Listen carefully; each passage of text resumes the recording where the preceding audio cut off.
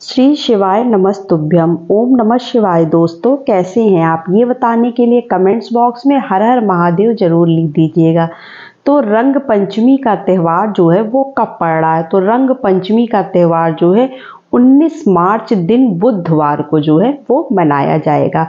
तो ये बिल्कुल होली की तरह ही यह त्यौहार मनाया जाता है। ये बहुत ही खास होता है, आप इसको ऐसे मत लीजिएगा, क्योंकि यह त्यौहार उज्जैन में जो है बड़े ही धूमधाम से, जैसे हम लोग होली का त्यौहार मनाते हैं वैसे ही ये रंग पंचमी का त्यौहार मनाया जाता है।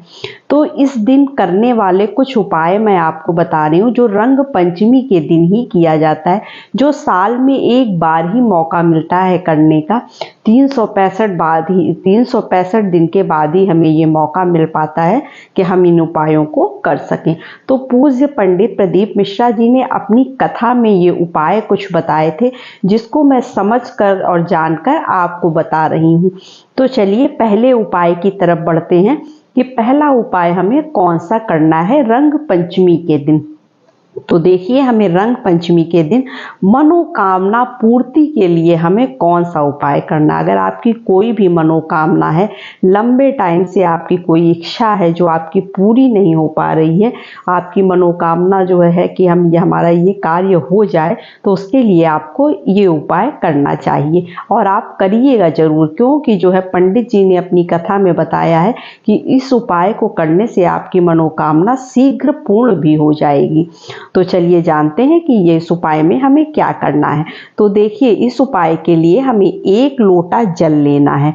सादा शुद्ध जल हमें तांबे के लोटे में लेना है और जो है पीला चंदन लेना है। पीला चंदन आप पाउडर वाला भी ले सकते हैं, कोई भी चंदन आप लिक्विड फॉर्म वाला भी ले सकते हैं। और आपको क्या लेना है, 1 बेलपत्र। बेलपत्र मैंने आपको पहले भी बताया कि पतझड़ का टाइम चल रहा है, तो बहुत अच्छी सुंदर बेलपत्र नहीं मिल पाएगी, तो आप शिवलिंग पर चढ़ा हुआ बेलपत्र भी इस्तेमाल कर सकते हैं। अब हमें क्या करना है, अब हमें पहले शिवालय में जाकर भोलेनाथ को, दिशा क्या होनी चाहिए, उत्तर दिशा की तरफ आप खड़े होकर आपको क्या करना है, पहले जो आप 1 लोटा जल लेकर गए हैं उस जल को समर्पित कर देंगे।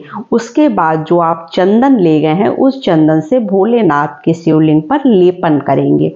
लेपन करने के बाद आपको क्या करना है, जो बेलपत्र आपने लिया है उस बेलपत्र को माता अशोक सुंदरी की जगह पर चढ़ाना है। उसके बाद उसी बेलपत्र को उठाकर हम जो है माता पार्वती के हस्त कमल जो होते हैं, जिनको हम कटी भाग भी बोलते हैं, वहां पर आपको रखना है। उसके बाद वहां से उठाकर भोलेनाथ को जो है यह हम समर्पित करेंगे। और क्या बोलेंगे, बोलना हमें है कुंदेश्वर महादेव का जो है नाम लेते हुए आपको यह जो है मनोकामना पूर्ति के लिए यह उपाय करना है। क्या नाम बोलेंगे, कुंदेश्वर महादेव। ध्यान से सुनिएगा कि आपको नाम क्या बोलना है। कुंदेश्वर महादेव बोलते हुए आपको यह जो है मनोकामना करनी है। तो पहले उपाय में आपको ये सारे कार्य करने और भगवान से प्रार्थना करनी है कि भगवान हमारे जो है कुंदेश्वर महादेव का नाम लेते हुए भगवान से प्रार्थना करिएगा कि हमारी जो भी मनोकामना, जो भी इच्छा है, वो हमारी शीघ्र पूर्ण हो जाए। तो अब चलिए हम अपने दूसरे उपाय की तरफ बढ़ते हैं।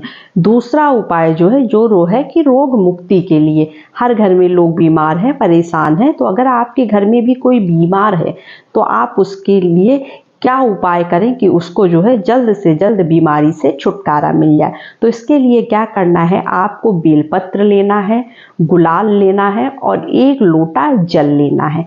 अब ठहरिए, आपको जल में जो है, जो जल का आप लोटा लेंगे तांबे का शुद्ध जल का, उसमें आप क्या करेंगे, गुलाल को मिला लेंगे। गुलाल को आपको उसके अंदर डाल देना है, मिक्स कर देना है और 1 बेलपत्र लेना है। बेलपत्र आप अच्छी कटी फटी ना, अच्छी बेलपत्र, नहीं तो आप भोलेनाथ के जो चढ़ा हो वही बेलपत्र ले सकते हैं। जल का लोटा और जो बेलपत्र हम लिए हैं वो लेकर हम भोलेनाथ के मंदिर में चले जाएंगे। उसके बाद हमें क्या करना है, जो बेलपत्र हम लिए रहेंगे उसे हम माता अशोक सुंदरी की जगह पर जो है चढ़ाते हुए मणिभद्र भगवान का नाम लेते हुए जो है गोत्र और अपना जो बीमार है उसका गोत्र और नाम बोलते हुए जो है उसको वहां पर चढ़ा देना है। उसके बाद वो जो गुलाल डला हुआ जो जल का लोटा हम लिए हैं उसको हम क्या करेंगे, माता अशोक सुंदरी को जहाँ पर बेलपत्र हमने चढ़ाया है वहाँ पर चढ़ाते हुए ऊपर की तरफ बढ़ेंगे और भोलेनाथ को चढ़ाएंगे और क्या बोलेंगे, कुंदेश्वर महादेव का नाम लेते हुए अपनी रोग मुक्ति के लिए जो है भगवान से प्रार्थना करेंगे। जो भी व्यक्ति आपके घर में बीमार है उसके लिए कि जो प्रभु जो है वो जल्द से जल्द जो है वो ठीक हो जाए, शीघ्र से अति शीघ्र जो है वो स्वस्थ हो जाए। आप चमत्कार देखिएगा, वह आदमी जल्दी से जल्दी ही जो है वो सही भी हो जाएगा और जो है स्वस्थ होकर खड़ा हो जाएगा। तो ये पंडित जी ने अपनी कथा में बताया था जो मैं आपको बता रही हूँ। अब हम अपनी तीसरे उपाय की तरफ बढ़ते हैं।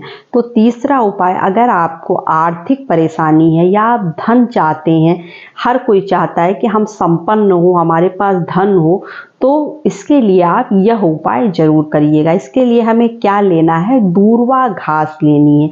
भाई अगर मान लीजिए आपको दूर्वा घास नहीं मिल पा रही है तो आप क्या करेंगे, इसकी जगह पर चावल के दाने भी ले सकते हैं।